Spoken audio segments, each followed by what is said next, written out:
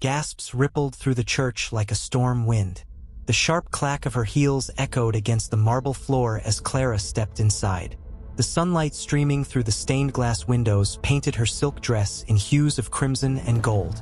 Her triplets, 3 radiant children dressed in tailored suits and a frilly white dress, clung to her hands. Behind them, the chauffeur waited with dignified patience, the Rolls-Royce gleaming just outside like a jewel. Every head turned. Conversations stuttered to silence. At the altar, Daniel, her ex-husband, the groom, stared as if he'd seen a ghost. His new bride, Melissa, tightened her grip on his arm. Clara smiled faintly, a smile that was both polite and sharp enough to slice. She had come prepared, not as the broken woman Daniel expected, but as someone who had risen higher than anyone in that room dared imagine. The whispering crowd. The pews buzzed. "Isn't that his ex-wife?" someone whispered. "She was supposed to be dirt poor after the divorce. But those kids, are they his? And that car? Good heavens." The whispers grew until Melissa's mother, a society woman with diamonds dripping from her ears, leaned toward her daughter. "Melissa, darling," she hissed. "What is this circus? Why is she here?" Melissa swallowed hard. This wasn't how today was supposed to go. The first clash. "Clara," Daniel finally said, his voice rough. "What are you doing here?" Clara raised her chin. "You invited me, didn't you? Or was the invitation just another attempt to humiliate me?" A nervous laugh rippled among the guests. Melissa stiffened, her cheeks flaming. Clara's children looked up at Daniel with wide, innocent eyes. The youngest tugged at her sleeve and whispered loudly enough for the crowd to hear, "Mama, is that the man who left you?" The room went deathly quiet. Memories that burn. Daniel's mind reeled. He remembered the day he'd signed the divorce papers, convinced Clara was nothing more than a burden. He had chosen Melissa's family wealth over Clara's struggling startup dreams. Back then, Clara had begged him for time, for trust. She had been working on a medical research project, one she believed could change lives. Daniel hadn't believed in her. Instead, he'd walked away. Now here she was, richer, stronger, and holding 3 children he couldn't ignore. Melissa strikes back. Melissa forced a laugh brittle as glass. "Well, Clara, I see you've dressed up for the occasion. Rolls-Royce rentals are quite affordable these days, aren't they?" Clara turned slowly, her eyes like fire. "Oh, Melissa, some things are borrowed, yes, but success? That can't be rented." The crowd gasped again. Melissa flushed. Daniel shifted uncomfortably.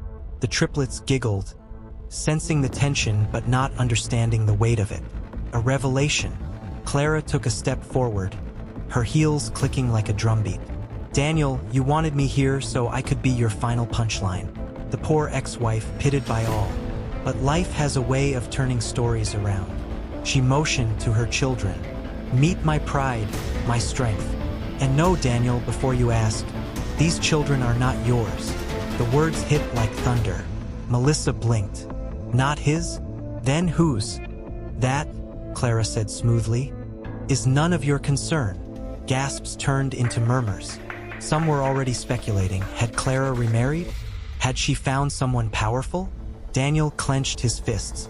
The idea that she had moved on, found someone else, ate at him more than he cared to admit. Seeds of doubt. As the priest shifted uncomfortably, trying to regain control, Clara gave a polite bow. "I won't disturb the ceremony further. Please, continue. I only came to deliver my congratulations." But the damage was done. Guests no longer looked at Melissa with admiration, but with thinly veiled curiosity about Clara. Who was she now? Why did she shine brighter than the bride? Daniel's chest tightened. His wedding day had become a battlefield, and he was losing. The reception fallout. Later, at the grand reception hall glittering with chandeliers, Clara made her appearance again. She hadn't planned to stay, but opportunity was a powerful weapon. She mingled with the guests effortlessly. Investors, politicians, business tycoons. Many recognized her as the CEO of a rapidly growing pharmaceutical company that had made headlines for a breakthrough cancer treatment. Melissa's father, a real estate magnate, watched her with growing unease. Clara wasn't just an ex-wife. She was a woman of power now. Daniel confronts Clara. Daniel finally cornered her near the champagne fountain. His face was tight with anger and confusion. "You planned this," he spat. "Planned what?" Clara asked, sipping her drink. "To ruin my wedding." She laughed softly. "Daniel, I didn't need to ruin it. You invited me. I simply showed up." He leaned closer. "Those kids, who's their father?" Clara's smile faltered, but only slightly. "That's none of your business." Daniel's jaw clenched. The thought of her with another man gnawed at him like acid. Melissa's desperation. Meanwhile, Melissa was unraveling. She could feel the guests slipping away, their attention magnetized by Clara. Even the media photographers had begun to snap more pictures of Clara than the bride herself. In a desperate move, Melissa grabbed a microphone. "Ladies and gentlemen," she called, forcing a smile. "Let's toast to love and loyalty, shall we?" Her voice trembled on that last word. Clara raised her glass from across the room, her eyes locked with Melissa's. "Loyalty," Clara echoed. "A rare jewel, isn't it?" The room hummed with tension, a twist of fate. Just as the night reached its peak, an unexpected guest arrived. Dr. Adrian Holt, world-renowned surgeon and philanthropist. He strode in confidently, his eyes immediately seeking Clara. The crowd erupted with whispers. Dr. Holt was famous, powerful, and single. He walked straight to Clara, kissed her hand gently, and said, "I came as soon as I landed. I couldn't miss seeing you." Melissa nearly dropped her glass. Daniel's heart pounded. Clara smiled warmly at Adrian. "Everyone, this is my business partner and dear friend." But the way Adrian's gaze lingered on her suggested much more. Seeds of jealousy. Daniel felt a sharp stab in his chest. He had let go of Clara once, thinking she would crumble without him. Instead, she had risen into a world he could barely reach. Melissa's smile grew brittle as she clung to Daniel's arm. She could feel the balance of power tilting, and she hated it. Closing scene of part 2. As the night waned, Clara prepared to leave. Her triplets were drowsy, tugging at her dress. Adrian escorted her to the waiting Rolls-Royce. Before stepping inside, Clara turned back to the glittering hall. Her gaze met Daniel's. For a moment, the world went silent. Regret, anger, longing. It all swirled in Daniel's eyes. Clara, however, only offered a calm smile. "Congratulations, Daniel. I do hope this marriage brings you what you're searching for." And with that, she slipped into the Rolls-Royce. The chauffeur closed the door, and the car glided away into the night, leaving whispers, envy, and unanswered questions behind. But deep inside, Clara knew this was only the beginning. The wedding night had ended, but the chaos it sparked hadn't. By dawn, the city's society pages buzzed with headlines. "Ex-wife outshines bride at Daniel Morris wedding." Who is Clara Williams, the Rolls-Royce woman with triplets? From ruin to riches, the mystery behind Daniel's ex. Melissa sat at the breakfast table of her father's mansion. The newspaper crumpled in her manicured hands. Her wedding ring sparkled, but her face was pale with fury. "They're talking more about her than about me," she spat. Daniel nursed a glass of whiskey, even though it was barely 9 a.m. His eyes were bloodshot from lack of sleep.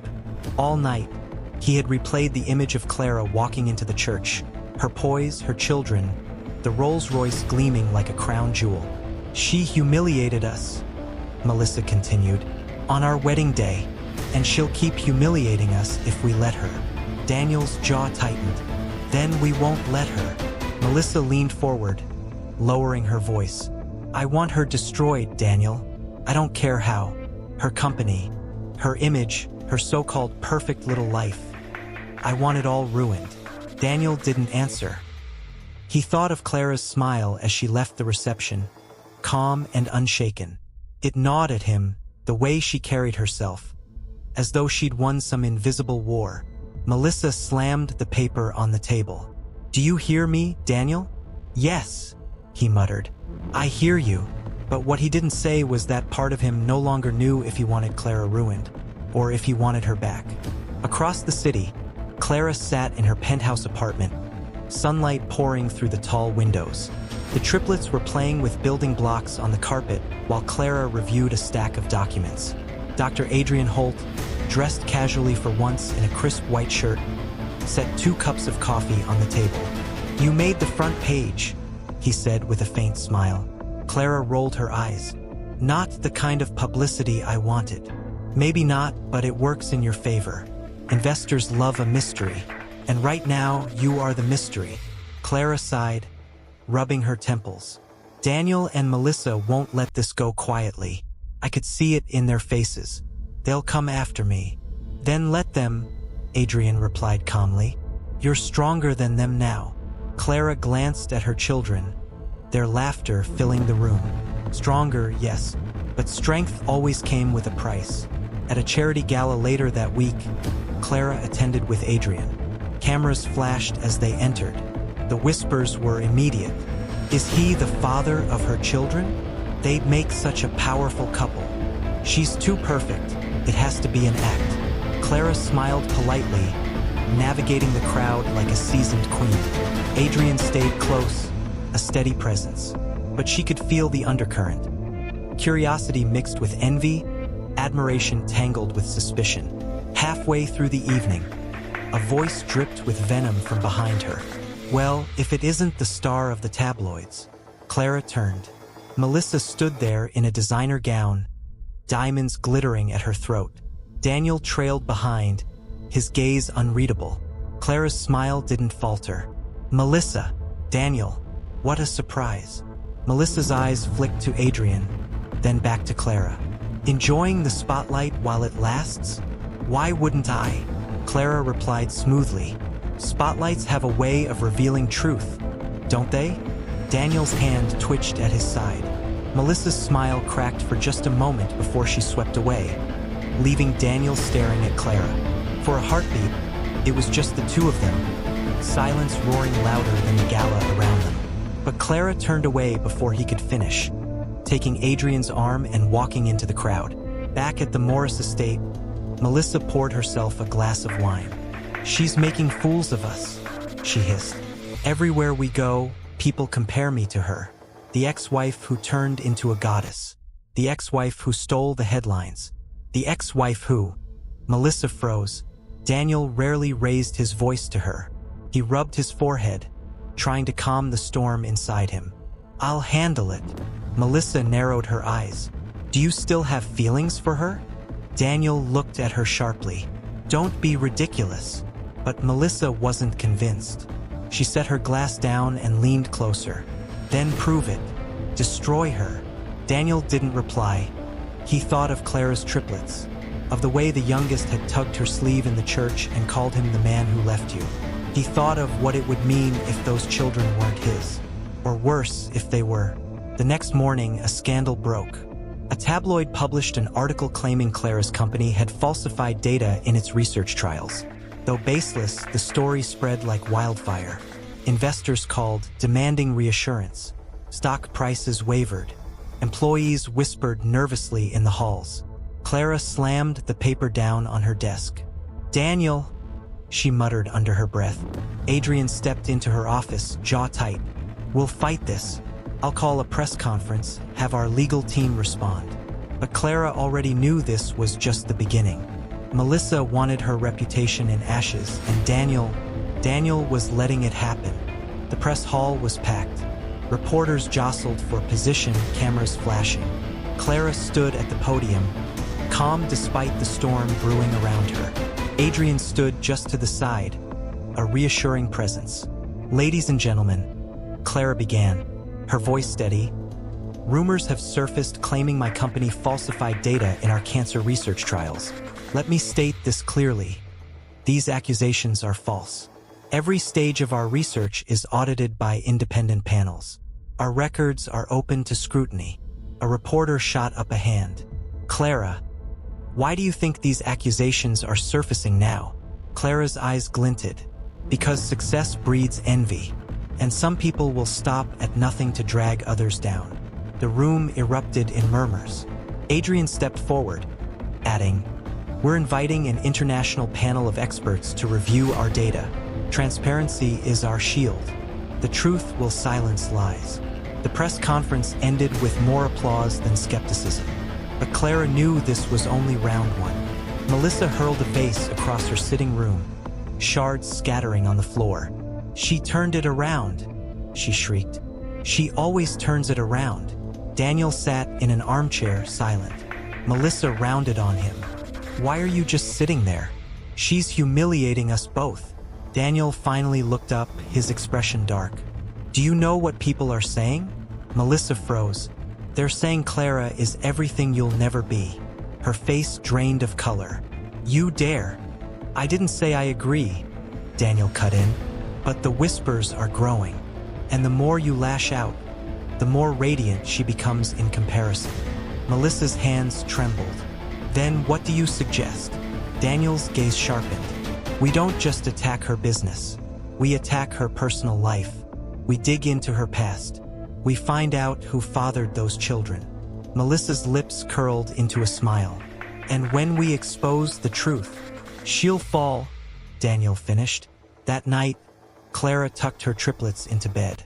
The eldest, Emma, whispered, "Mama, why was everyone taking pictures of us at that party?" Clara brushed a strand of hair from her daughter's face. "Because you're special, my love."